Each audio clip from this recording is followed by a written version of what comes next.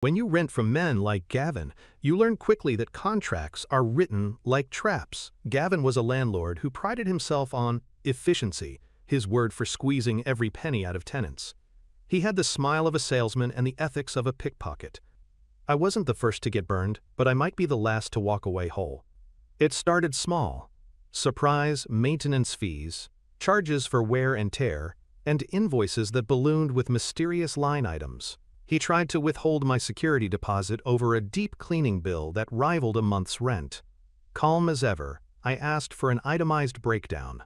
He scoffed, waved his hand, and said, "Read your lease, it's airtight." That was his mistake, because I had read the lease, every word, every clause. And hidden between his sloppy copy-pasted paragraphs, I found a sentence that wasn't meant to protect him at all. It was boilerplate legal fluff that, if you knew how to read it, actually bound him to refund all deposits in full unless he could prove damages with receipts. Receipts he didn't have. I wrote him a letter quoting his own lease back to him. Calm, factual. I copied the city's tenant rights board and a small claims court clerk. Gavin's swagger evaporated the moment he realized the airtight contract was, in fact, his undoing. The refund came quickly. But here's the twist. I didn't stop there.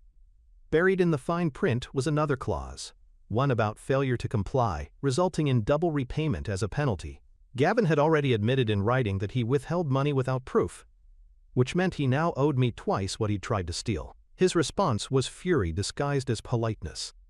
"Let's be reasonable," he wrote. "But contracts do not understand reason, only terms." I filed the claim, and the judge sided with me without hesitation.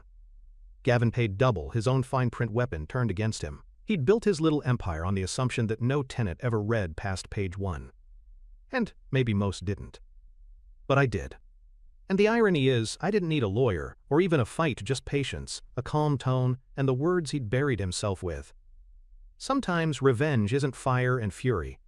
Sometimes it's ink on paper, waiting for someone observant enough to notice.